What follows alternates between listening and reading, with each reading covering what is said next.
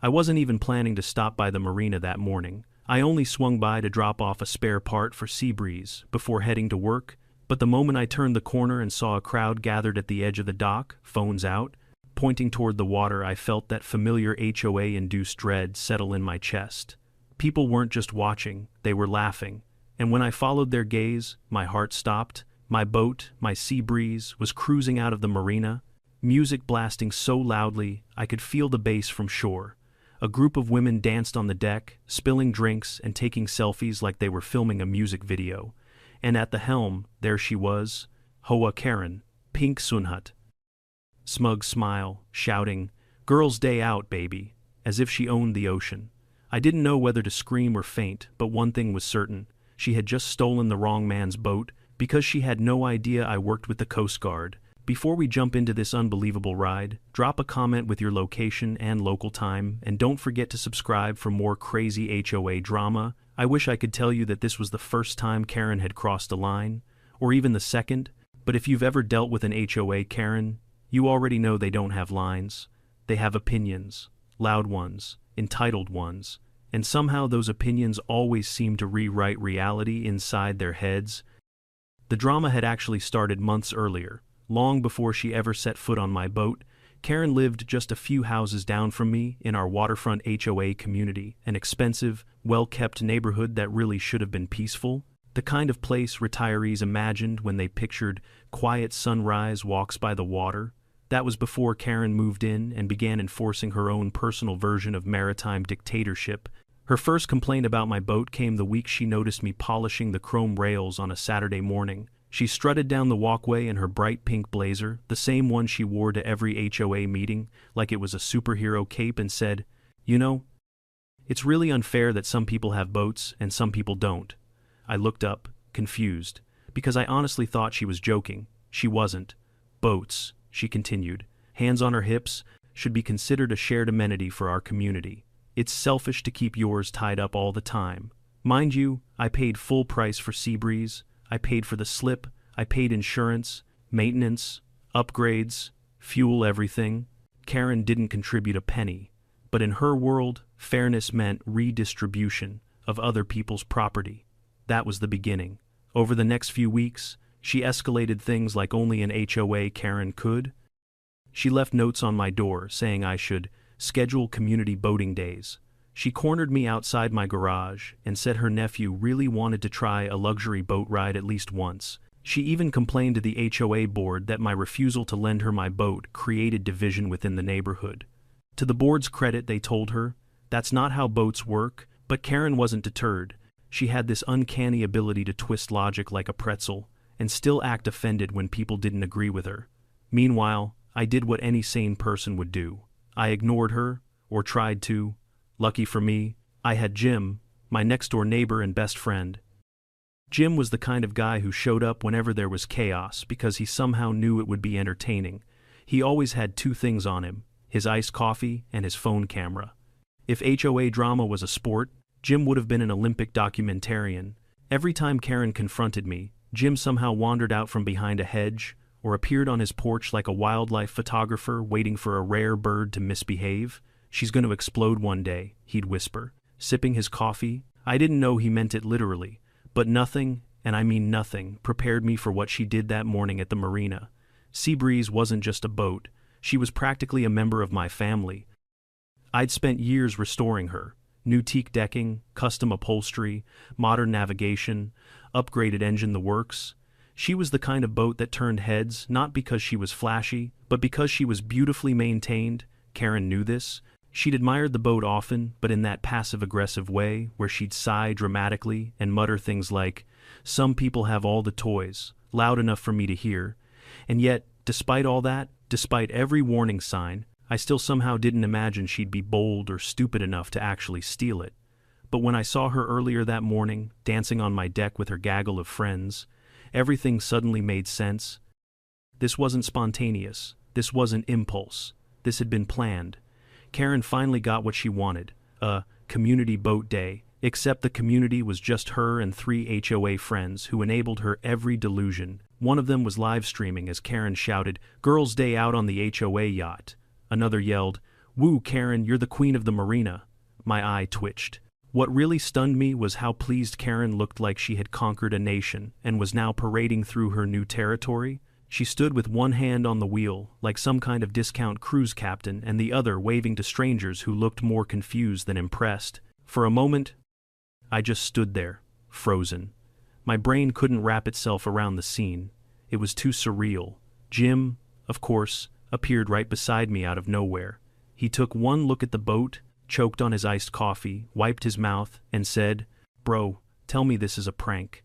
I didn't even answer. I just kept staring at the floating circus act that used to be my peaceful weekend vessel. Jim lifted his phone. "Okay, but this is already going viral." The crowd at the dock grew as more people noticed the commotion. Karen's music echoed across the marina. And honestly, I think people stayed because it felt like watching a slow-motion train wreck. You didn't want to see it, but you couldn't look away. Then Karen spotted me. Her smile widened into something triumphant, and she shouted across the water, "Don't worry, I'm only taking her out for a quick spin." A quick spin? With 4 people? With drinks? With zero boating experience? "With my boat?" Jim muttered. "Buddy, I think you're legally allowed to pass out right now." But I didn't pass out. My mind snapped into a very different kind of clarity. There was no reasoning with Karen, no polite conversation, no HOA complaint form.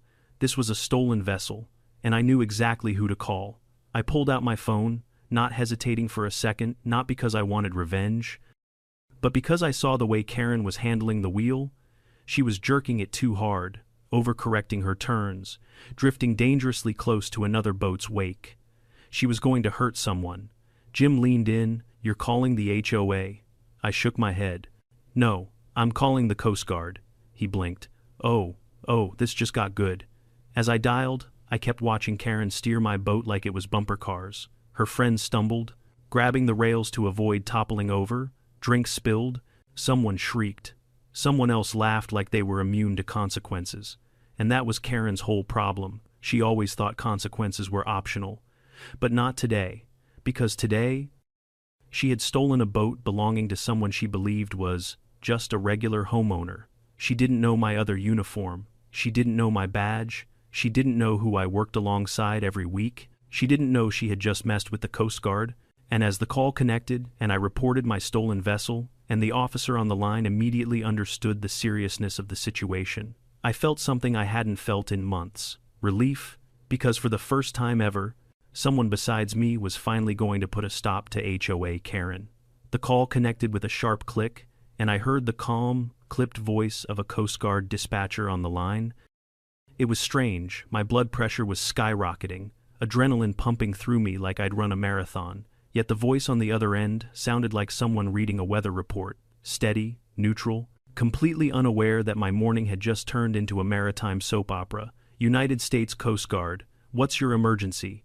I swallowed hard and forced my voice to stay steady. "My vessel has been stolen." That got a reaction, I heard typing. Rapid and precise. "Stolen. Understood. Do you have a visual on the vessel?" "Oh, I have a visual," I said, staring out at the spectacle on the water. "It's a 24-foot cruiser named Sea Breeze, white hull, teak deck, currently being operated by—" I paused, because how exactly do you describe what I was seeing? By a blonde woman in a pink sun hat who appears to believe she's the queen of spring break? Jim snorted so loudly beside me the dispatcher might have heard it. "I'm sorry, sir," the dispatcher said. "Could you repeat that?" I closed my eyes for a second, regaining my composure. "A woman has taken my boat without permission.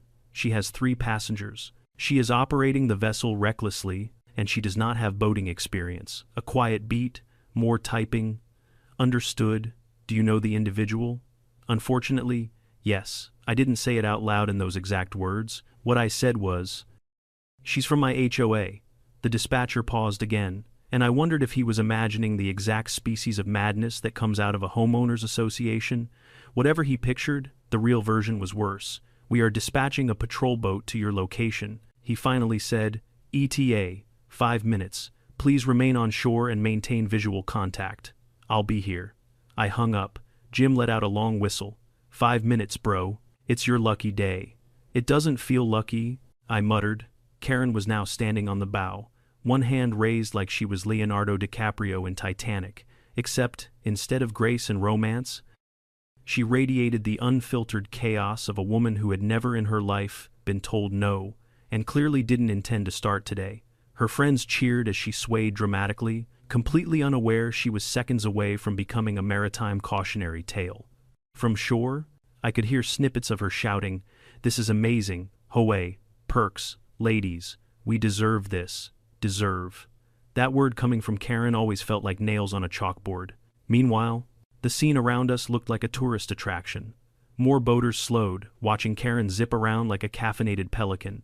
Someone shouted, "Lady, learn to steer."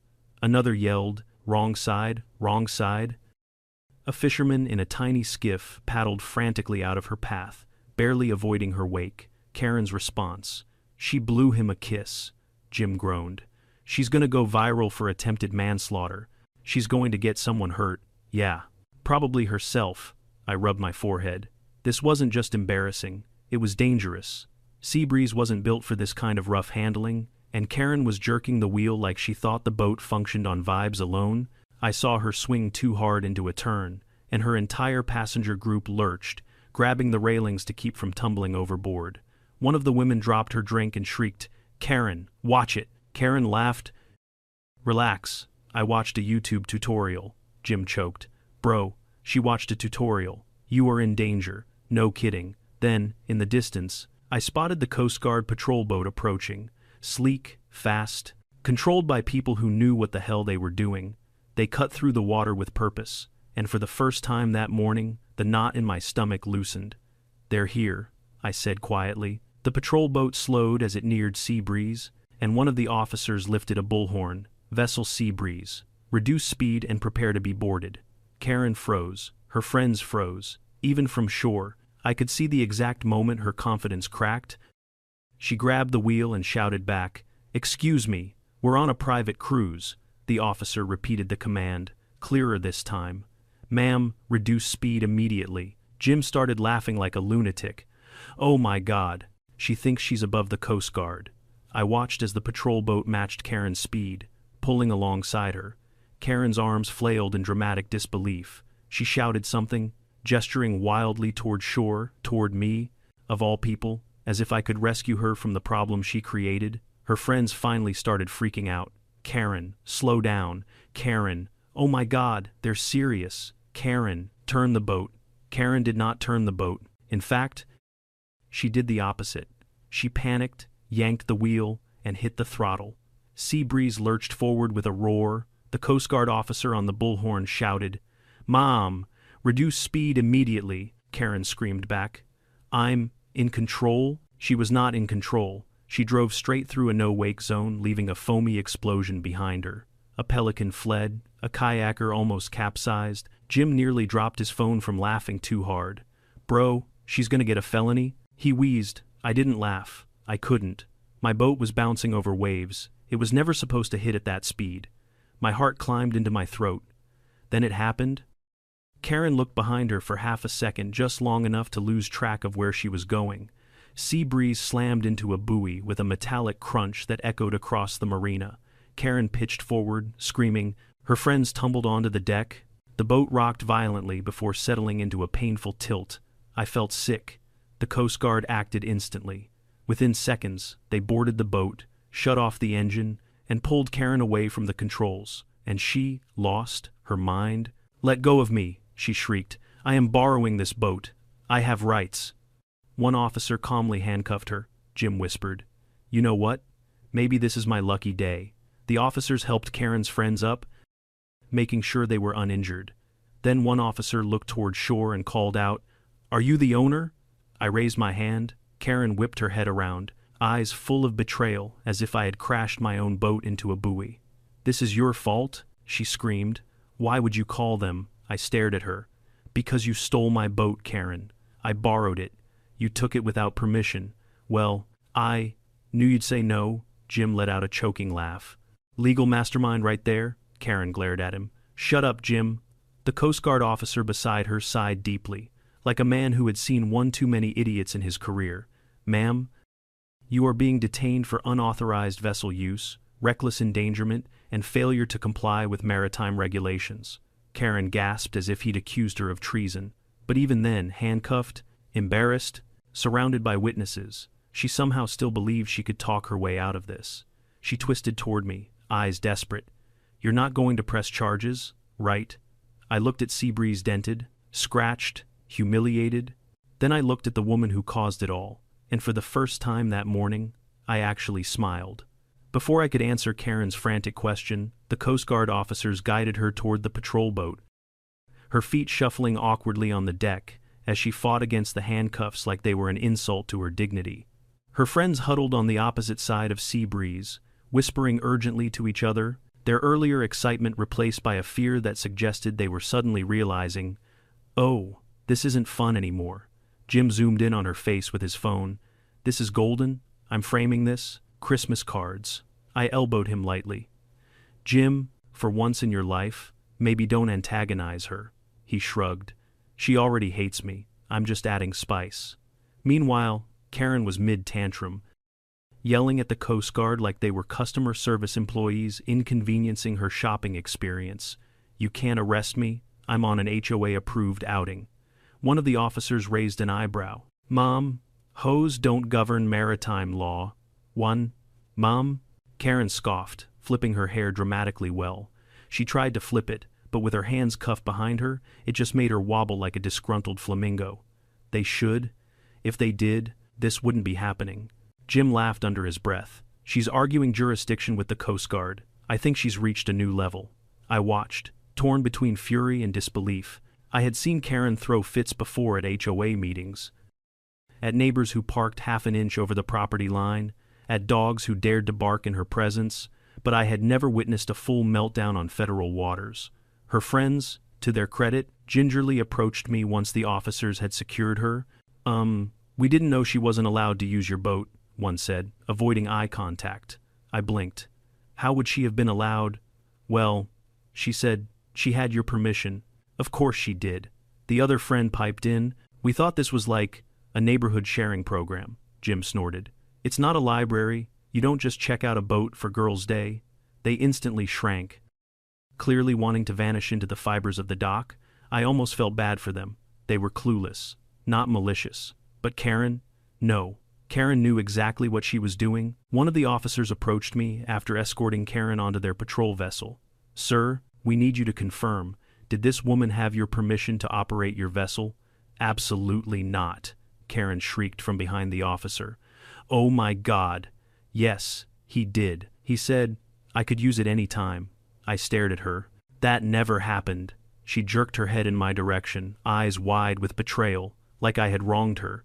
"You said it with your eyes?" Jim wheezed beside me. "Bro." She just said, "You gave permission with your eyes. I can't breathe." The officer didn't even flinch. "Ma'am, that is not considered legal consent." "Yes, it is," she insisted. "In the HOA handbook it says, 'This isn't governed by your HOA,'" he repeated, far more patiently than she deserved. Karen gasped. "Well, it should be." At this rate, the man deserved a raise. 2 more officers boarded Seabreeze to assess the damage. One inspected the dented hull and shook his head sympathetically. "Looks like a hard impact. You'll need repair work. We'll document everything for your insurance claim." My stomach twisted. Every scratch felt like someone had keyed a car I'd spent years restoring, and I had restored Seabreeze with my own hands, sanding, polishing, installing upgrades, painting the trim. She was more than a boat. She was sweat, weekends, pride. Karen saw the look on my face and had the audacity to say, "Relax, it's just cosmetic." I snapped. "Cosmetic? You crashed my boat into a buoy because you can't tell the throttle from a toaster." Karen gasped like I'd slapped her. "You are being so dramatic," Jim whispered. "Dude, your patience lasted longer than I expected." The officer beside me cleared his throat. "Sir, would you like to accompany us as we process her detainment?" Before I answered, Karen seized her last lifeline. Her husband, Todd, red-faced and exhausted, arrived at the marina at a jog. He looked like a man whose soul had been slowly drained by years of HOA drama, especially the variety powered by his own wife. "Oh no," he muttered when he saw her handcuffed on the Coast Guard boat. "Karen, what did you do?" She immediately perked up as if he were her personal lawyer. "TOD, tell them I'm allowed to use the boat." His shoulders sagged. Karen, were you allowed to use the boat? Yes. With his eyes, Jim collapsed onto the dock, laughing. Todd closed his eyes. Karen, sweetheart, that is not a thing. Karen gasped again. Whose side are you on? Todd gestured helplessly at me. I'm on the side of the guy whose boat you stole. Borrowed. She screamed so loudly a flock of seagulls took flight. Even her friends backed away like they were afraid she might explode. Todd rubbed his temples. Karen, you can't borrow a boat without asking. Yes, I can. I knew he'd say no, so asking would have been pointless. The officer beside her said flatly, Ma'am, that is a confession. Karen's jaw dropped. No, it isn't, Jim whispered. Yes, it is. I finally stepped forward, tired beyond belief. Karen, I said, you didn't just steal my boat, you endangered people. You almost hit a fisherman. You broke maritime law. You damaged my property. Oh please, she interrupted. Nobody died. It's fine. It's not fine, I said quietly. You crossed a line. She rolled her eyes so hard I worried she might strain something. Men and their toys. Todd buried his face in his hands. A different officer approached, holding a clipboard. Sir, we need your statement. Also, we require confirmation if you intend to press charges. Karen immediately twisted toward me, eyes pleading. No, don't. I said I'd pay for the damages. Isn't that enough? Come on, be reasonable, Jim muttered. She's asking you to be reasonable. A strange calm washed over me. Maybe it was exhaustion. Maybe it was clarity. Maybe it was seeing my boat, a symbol of years of work, damaged because of someone who believed rules didn't apply to her. I looked at the officer. Yes. I want to press charges, Karen shrieked. What? Her voice cracked like a violin being stepped on. You can't do that. I'm the HOA president, Jim whispered. Not anymore after this video hits Facebook. Karen thrashed in her cuffs. This is harassment. I am being oppressed. The officer politely corrected her. No, ma'am. You are being arrested. Todd sighed so deeply, I felt it in my bones. The Coast Guard began escorting her fully onto their vessel for transport. Karen's screams echoed across the marina like a siren of entitlement. This is illegal. I'm calling my lawyer. I'm calling the HOA. I'm calling somebody, anybody. But nobody answered, because nobody could save her from the reality she created. As the patrol boat began to pull away, Karen continued shouting, her face flushed with fury, and then, because karma has a sense of humor, she slipped slightly on the wet deck and fell backward into a seated position with a thud. Jim whispered, That's going in the slow-mo section of the video. I looked at him. You're actually posting that. He turned his phone toward me. It's already posted. I froze. Already? Yep, he said proudly. We're at 20,000 views. Karen heard him, her head whipped toward us. What video? But the patrol boat was already pulling out of earshot. It was the first time I'd ever seen Karen look speechless. And honestly, it was beautiful. The Coast Guard patrol boat disappeared around the bend of the marina channel, taking with it the echo of Karen's indignant shrieking. As soon as her voice faded into the distance, the air seemed to relax, like the entire waterfront had been holding its breath and finally exhaled. But the chaos she left behind, oh, that stayed. People were still gathered along the dock, murmuring in disbelief. A few boaters who had nearly been hit were loudly recounting their side of the story to anyone who would listen. Karen's friends stood stiffly near a piling, avoiding eye contact with the crowd, clearly embarrassed to be associated with the aquatic crime spree of the century. Jim, on the other hand, was vibrating with more excitement than the boat engine Karen had abused. He replayed the video on his phone, chuckling between sips of his iced coffee. Look at this part, he said, zooming in. Right here, when she yells, borrowed. Tell me that's not peak comedy, I groaned. Please don't let this go viral. He raised an eyebrow as though I had said something profoundly stupid. Buddy, it's already viral. TikTok is eating this alive. How? You posted it 5 minutes ago, he shrugged.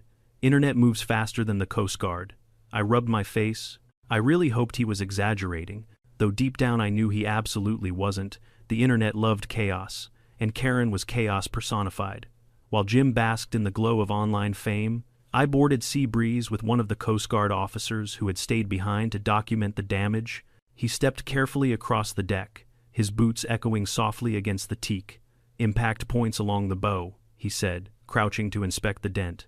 Looks like she hit the buoy at a pretty sharp angle. You're lucky she didn't rupture the hull. Lucky, I repeated, staring at the half-inch groove carved into the fiberglass. Right. I had poured months into restoring this boat. Every scratch felt like a personal attack. And Karen had treated it like a carnival ride she won on a radio contest. The officer snapped a few photos and scribbled notes on his clipboard. We'll include everything in our official report. It'll help with insurance. I nodded. Though my throat felt tight, Jim wandered over, leaning on the railing. At least she didn't blow up the engine, he offered. That was not helpful. Hey, look on the bright side, he said, smiling. She's finally going to face consequences. I glanced out toward the open water where the patrol boat had vanished. You think so? Dude, he said, gesturing with his phone. She's on federal waters. They don't play around. He had a point. HOA Karen may have bullied neighbors, threatened fines, and thrown tantrums at board meetings, but none of that prepared her for dealing with actual law enforcement, especially not the kind with badges, boats, and zero tolerance for maritime insanity. Still, guilt tugged at me, not because I regretted pressing charges, but because drama always had a way of continuing long after the main event ended. And with Karen, the main event was somehow never the end. As if on cue, her husband Todd approached us, hands in his pockets, looking like a man walking into a storm he knew he couldn't stop. He sighed heavily. I'm sorry, he said, voice low. I don't even know what to say anymore. I crossed my arms, unsure whether to comfort him or lecture him. Todd, she could have seriously hurt someone. I know. He ran a hand over his face. I tried to warn her. I told her not to go near your boat. She said she was taking initiative. Jim snorted. She took initiative right into a felony. Todd didn't even argue. He just stared at the ground. She's always been like this, her whole life. My therapist says she's addicted to confrontation. You have a therapist? Jim asked. I have to, Todd replied without missing a beat. I'm married to Karen. That was fair. Todd let out a weary breath. I'll pay for the damages, all of them. Whatever it costs. I shook my head. That's not up to me anymore. The Coast Guard is handling it. His shoulders tensed. Right, of course. Jim stepped between us, placing a hand on Todd's shoulder. Hey, man, this isn't on you, he said, surprisingly sincere. It's on Karen. Todd gave him a hollow smile. Tell that to my credit card. He shuffled away, leaving me feeling more conflicted than before. I didn't hate Todd. Honestly, I pitied him. Living with Karen had to be like living on a roller coaster, exhausting, disorienting, and entirely too loud. Before I could dwell on it further, my phone buzzed. At first, I thought it might be the Coast Guard following up. Nope, it was worse. Jim leaned over my shoulder as I opened the notification. Dude, he squeaked. Is that what I think it is? It was. The video of Karen screaming, borrowed, had hit 1 million views. How is that possible? I stammered. It's the internet, Jim said smugly. People love a good villain. She's not a villain, I muttered instinctively. Buddy, he said. She stole your boat, nearly killed a fisherman, ignored the Coast Guard, and screamed HOA laws at federal officers. She is the Thanos of our marina. I sighed, resisting the urge to bang my head against Seabreeze's railing. As the officer finished documenting the damage, he turned to me. We'll file the paperwork today. Expect follow-up calls regarding charges. He nodded toward the dent on the bow. We'll also need the repair estimate once you get it. Understood, I said. He extended a hand. Again, sir, we're sorry this happened, but we're glad we arrived before things escalated further. I shook his hand. Me too. After he disembarked, Jim and I stood silently for a moment on the deck, staring at the water. It was calm again, smooth, peaceful, nothing like the chaos Karen had stirred up just minutes earlier. I gotta ask, Jim said suddenly, breaking the quiet. When she was driving around like a drunk flamingo, were you scared she'd flip the boat? Yes, like, legitimately scared. Yes, Jim. He nodded. Good, because I was terrified. He pocketed his phone, then grinned, but also entertained. I rolled my eyes. Of course you were. We climbed off the boat and began walking back toward the parking lot. The crowd had dispersed. The gawkers had gotten their fill. Karen's friends had quietly slipped away like witnesses fleeing a crime scene. But as we approached the marina entrance, I saw someone leaning against a pole, arms folded, It was the fisherman Karen had almost run over. "You, the owner of that fancy boat?" he asked. "Yeah," I said cautiously. He nodded toward the open water. "Good. I hope they throw the book at her." I blinked. "You're not injured, are you?" "No," he said, "but I have a fear of being murdered," and she triggered it. Jim laughed so hard he doubled over. The fisherman shook his head.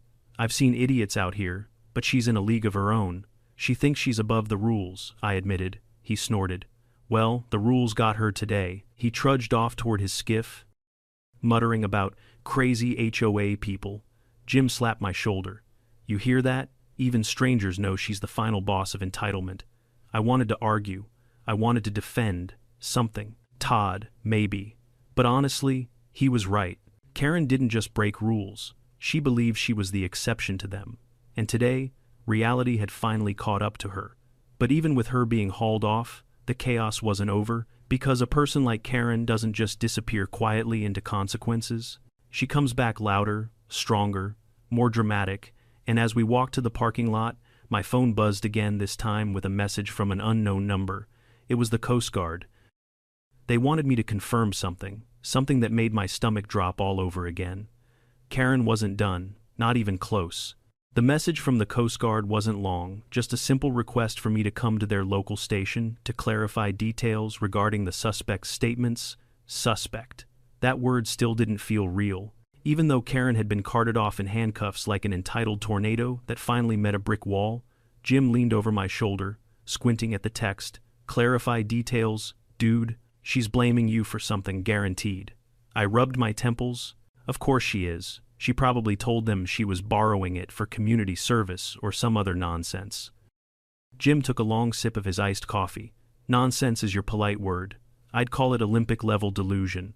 We agreed to head over right away, not because I wanted to see Karen again, but because the Coast Guard sounded like they needed help deciphering whatever alternate reality she had spun for them. The station wasn't far, just a short drive up the waterfront road. Along the way, Jim kept refreshing the views on his now famous video. 2 million, he announced. I grit my teeth. "Jim, don't fight it. Embrace the fame, buddy. You're the guy whose HOA president stole his boat. You're practically an internet legend." I didn't feel like a legend. I felt tired and annoyed and vaguely horrified that Karen might try to sue me for emotional distress or something equally ridiculous. When we walked into the Coast Guard station, an officer at the front desk nodded in recognition. "You're the owner of Seabreeze." "Yes," I said. "I got a message. Right this way," he replied, and directed us to a small office down the hall. Inside sat Officer Riley, the same woman who had calmly handcuffed Karen while Karen accused her of violating HOA bylaws. Riley had a folder open in front of her and a look on her face that suggested she had already been through at least 3 Karen outbursts since we last saw her. She gestured for me to sit. "Thanks for coming so quickly." We needed to verify a few points. Jim sat as well, uninvited. But Riley didn't stop him. She probably sensed he was an important witness, or maybe she just didn't have the energy to deal with another entitled personality today. Riley folded her hands. "First, the suspect Karen claims she had prior permission to operate your vessel." I let out a humorless laugh. "Absolutely not. Not even remotely." Jim leaned in. "She said he gave permission with his eyes." Riley blinked. "With his eyes?" Direct quote, Jim said proudly. Riley sighed and jotted something down. "We suspected as much." Second, she stated that she was performing a sanctioned community event. "What community event?" I asked. Riley flipped a page. "Something she called HOA Coastal Enrichment." Jim slapped a hand over his mouth, laughing silently. I stared at Riley, wondering if I had heard correctly. "HOA Coastal Enrichment, yes," she said, completely deadpan. "She claimed she was leading a neighborhood outreach program." I groaned. "She kidnapped my boat for a fake community event." "She insisted," Riley continued, "that as HOA president, she had authority to use neighborhood property as she saw fit. We informed her that your boat is not community property and that HOAs cannot override federal maritime regulations. And she didn't accept that, I guessed." "No," Riley replied simply. "She did not." Jim leaned back smugly. "Called it," Riley continued, flipping another page. "She also stated that she fled because she believed the patrol boat was, quote, attempting to ruin her outing." I pinched the bridge of my nose. "She thought you were ruining Girls' Day." Riley nodded. Correct. Jim slapped his knee. This is the best day of my life. Riley finally looked up from her notes and met my eyes. We needed your verbal confirmation to officially counter her claims on record. She's now facing up to 4 charges. Possibly more. I swallowed. More. She caused property damage to a federal navigation buoy, Riley explained. That may incur additional penalties depending on the repair assessment, Jim whispered. She's speedrunning federal crimes. I sighed. So, what happens now? Riley closed the folder. She'll be processed, cited, and released. You'll receive updates regarding court dates and repair estimates. Expect to file both an insurance claim and a restitution claim. Great. My weekend was about to be swallowed by paperwork, Riley added. There is one more thing. Something in her tone made my stomach tighten. She asked to speak with you. I froze. Why? She believes you can negotiate her release. Jim snorted so loudly, Riley cracked a tiny smile. She really doesn't understand how any of this works, does she? No, Riley said. She does not. I shook my head. I don't want to talk to her. Riley nodded. Understood. It's not required. We wrapped up the conversation and thanked her. But as we left the station, walking toward the parking lot, a familiar voice shrieked behind us. There he is, Jim groaned. Oh no, she escaped. But Karen hadn't escaped. She was being escorted by another officer, still fuming, still red-faced, still somehow convinced she had been wronged. Her cuffs were off, but her fury was not. She stormed toward us well, as much as someone being held by the elbow can storm. You, she snapped, pointing at me with all the force of a judge delivering a guilty verdict. You need to fix this, I blinked. Fix what?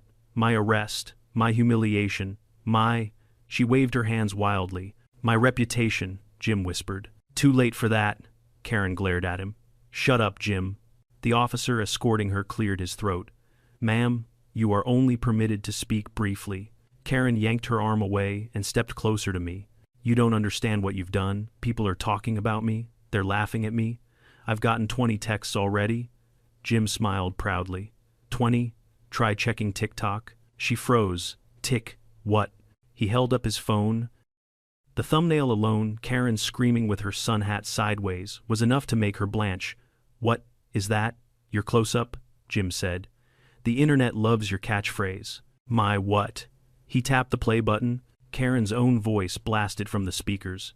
It's a borrow, followed by her screeching I have rights, followed by a thud as she fell backward during her arrest. Her face turned the shade of overripe tomatoes. Turn that off, she shrieked.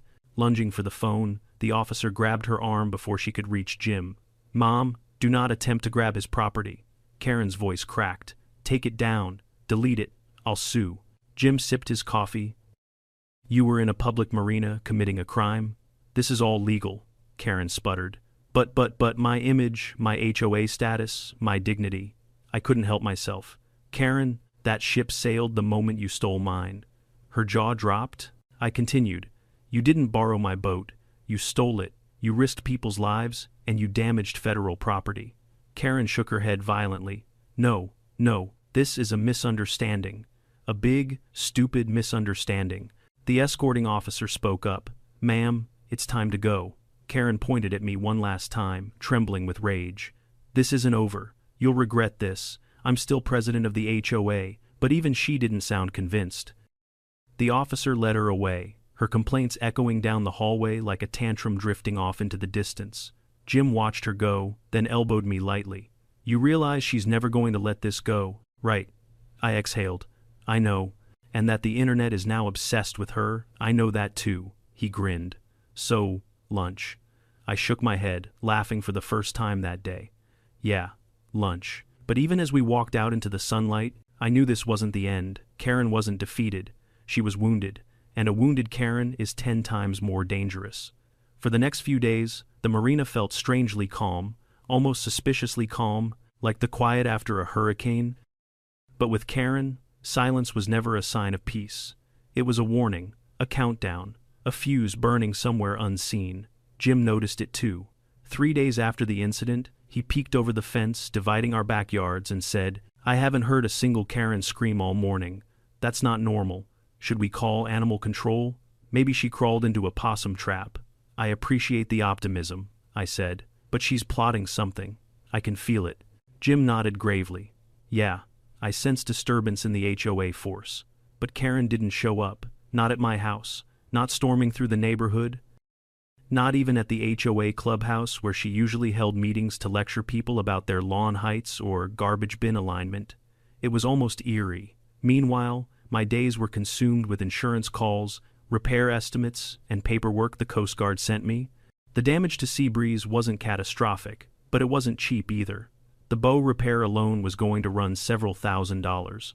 Then there were internal checks, structural assessments, and temporary storage fees, all because Karen couldn't resist the urge to turn my boat into her own private reality TV show.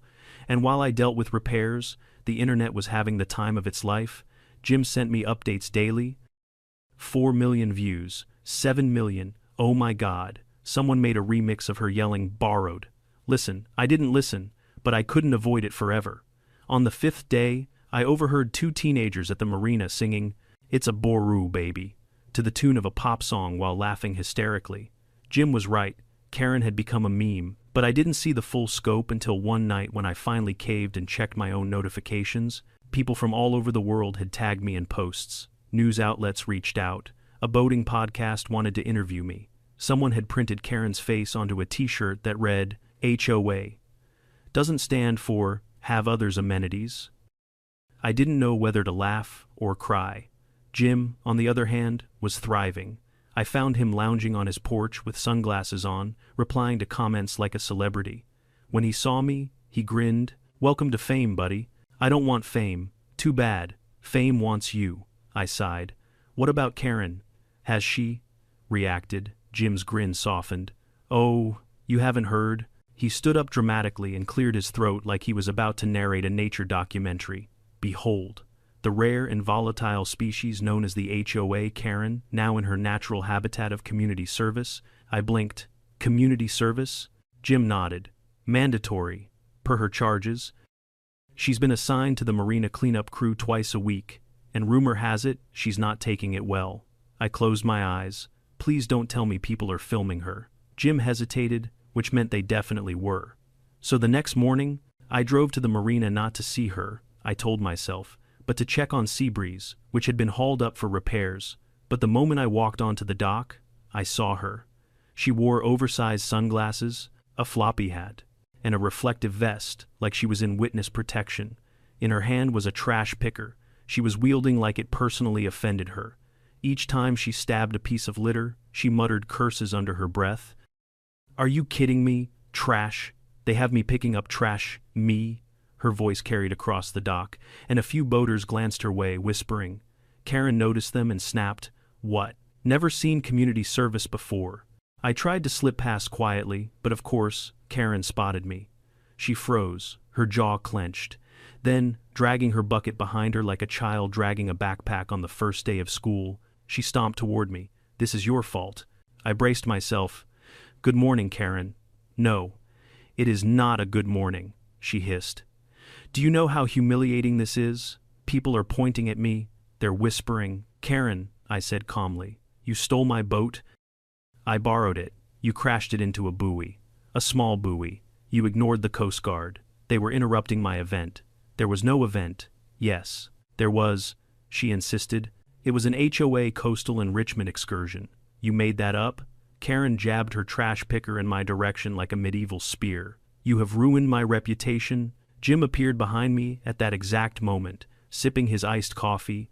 "Actually," he corrected cheerfully, "you ruined your reputation. The internet just reported it." Karen's face twisted.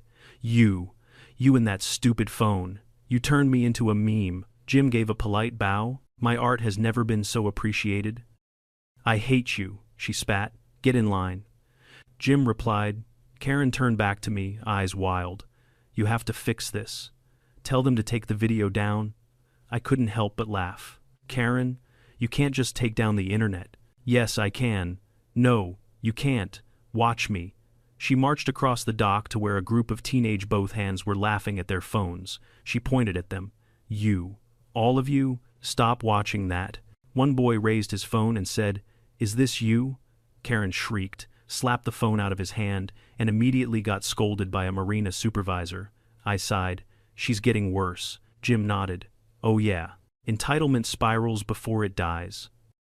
But the real surprise came later that afternoon. I was sitting on a bench near the repair shop, waiting for the latest estimate, when I saw Todd walking toward me. He looked more drained than before, like each day married to Karen, shaved off a year of his life expectancy. "Can I sit?" he asked quietly. Of course. He sat heavily, elbows on his knees. "I wanted to talk to you, apologize again, and explain something." I frowned. "Explain what?" He took a shaky breath. "Karen doesn't handle consequences well. She never has. She grew up getting everything she wanted. Her parents never said no. And when we married, I didn't realize she couldn't accept denial from anyone." I nodded slowly.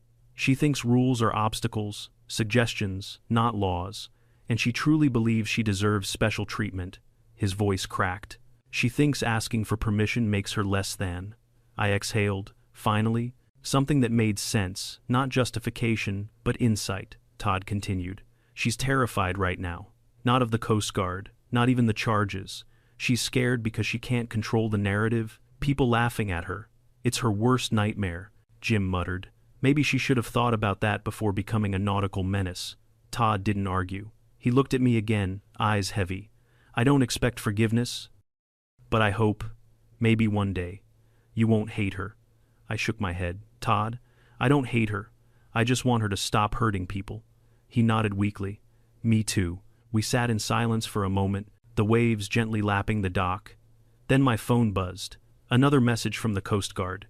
Jim leaned in. "What now?" I opened it. My stomach sank. "Oh no," I whispered. Jim's face lit up. "Ooh, I love when you say that." I handed him the phone. He read the message aloud. "In reviewing the suspect's statements and video evidence, additional liabilities have been identified regarding the damaged buoy. Please be advised that charges may escalate, and you may be required to give further testimony." Jim gasped dramatically. "She's leveling up.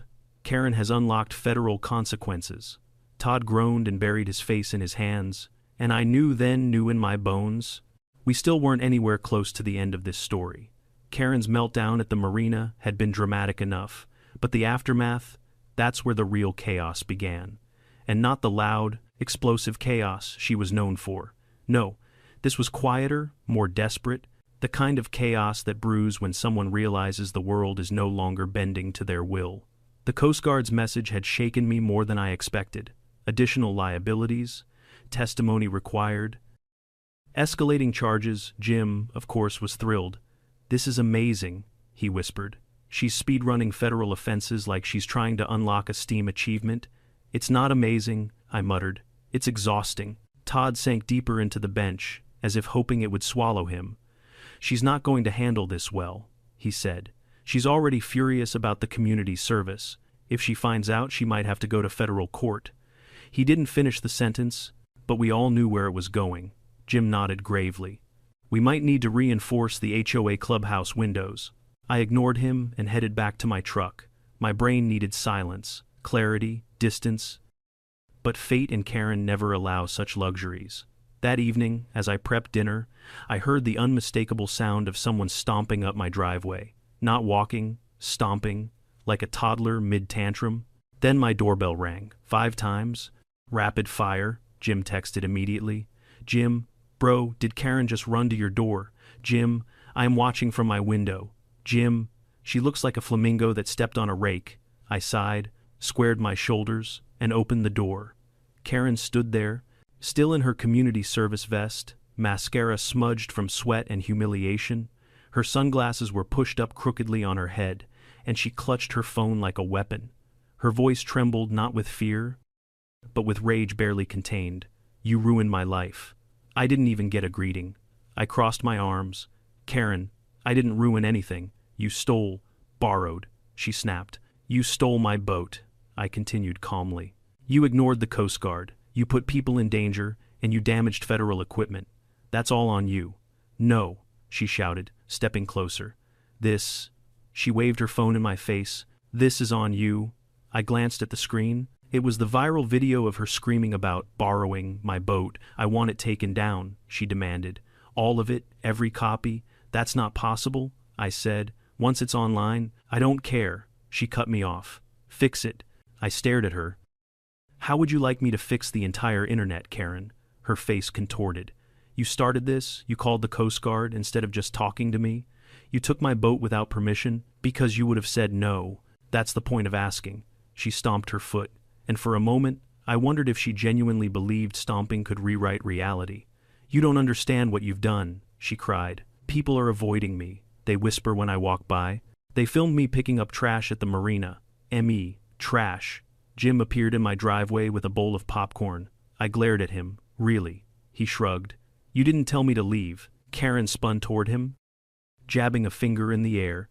This is your fault too. Jim held up his bowl. Not my problem. Sunshine, she growled. Then she turned back to me, fists clenched. You're going to tell the Coast Guard to drop the charges. No, I said. You're going to file a statement saying, you forgive me. No, you're going to tell people the video is fake. No, she gaped at me like no one had ever told her that word before. And maybe they hadn't. Her entire life, people probably bent over backward to avoid her tantrums. They probably enabled her entitlement. They probably let her get away with everything because dealing with her was simply too exhausting. But I was done enabling her. I'm not lying to protect you from consequences, I said quietly. You did this. You need to deal with it. Her breath hitched. For a moment, just a split second, I saw actual vulnerability in her eyes, fear, confusion, desperation. But then she blinked, and it was gone. You're going to regret this, she hissed. I doubt it, I replied. She spun around, practically vibrating with indignation, and stormed off my porch. Jim popped another kernel into his mouth. That went better than expected. Better, I said. He nodded. She didn't throw anything. Fair enough. But Karen wasn't done, not even close. 2 days later, I got a call from the Coast Guard. Sir, this is regarding your vessel Seabreeze. My stomach tightened. What's going on? We've completed our damage assessment. The buoy repair is substantial. Additionally, the suspect attempted to dispute our findings. Of course she did. She claimed you sabotaged your own boat to frame her. I pinched the bridge of my nose. Why would I do that? She suggested you were jealous of her leadership role in the HOA. I stared at the wall. Are you serious? She insisted she was innocent because, quote, I am the HOA president, and HOA presidents do not commit crimes. Jim, listening from the couch, burst out laughing so hard he nearly fell off.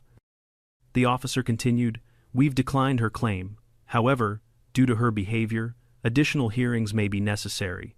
We will need your presence. Great. Another round with Karen and her fantasy world. But the real climax came a week later.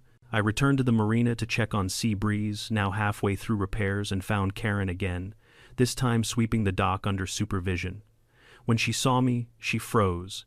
But she didn't yell, she didn't stomp, she didn't even glare. Instead, she looked down, shoulders slumped, jaw tight, movements slow. She looked defeated. I approached cautiously. She didn't run, didn't complain, didn't threaten. She just kept sweeping. Finally, she whispered, People keep recognizing me. I nodded. That happens when you go viral. I hate it. I figured. She swallowed hard. I didn't think it would get this bad. I studied her. For once, she wasn't loud or self-righteous. She wasn't lecturing me about HOA laws or screaming about borrowed boats. She was just a human, flawed, embarrassed, afraid. I sighed. Karen, you can come back from this, but you have to own what you did. Stop blaming everyone else. She didn't respond. After a moment, she said quietly, Do you think they'll forgive me? The HOA, the marina, everyone. I thought about it. I think people forgive faster than you think, I said, but only if you change. Her hands tightened on the broom handle. And if I don't? She asked. I shrugged. Then this won't be the last time something like this happens, and the consequences will get worse. She nodded slowly, eyes glistening but refusing to cry. I don't want to be a meme anymore, she whispered. Then don't behave like one. Jim called from behind a piling, holding yet another iced coffee. Karen shot him a glare, but it lacked its usual venom. She turned back to her sweeping, and I let her be. As I walked away, the marina felt a little less tense, a little less hostile, a little more hopeful. Maybe Karen really would learn. Maybe this was the beginning of a quieter version of her. Or maybe, just maybe, she'd explode again next month. But that, thankfully, would be a future problem. For now, Seabreeze would be repaired, justice was served, and Karen had finally met something stronger than her entitlement, consequences. At the end of it all, standing on the dock, watching the sun set over the marina, I realized something important. Entitlement isn't just annoying, it's dangerous. People like Karen don't start out wrecking boats or clashing with the Coast Guard. It begins smaller, cutting corners, ignoring rules, assuming they're the exception, and when no one pushes back, that entitlement grows until it eventually causes real harm. But consequences, when they finally arrive, can do what logic and arguments never could they teach. If there's a lesson in all this, it's that accountability matters, not just for the person who messed up, but for everyone around them. Sometimes the kindest thing you can do is stop enabling bad behavior and let reality speak for itself. What would you have done in my situation? Comment below, and if you enjoyed this wild HOA saga, don't forget to like, subscribe, and stick around for more unbelievable stories.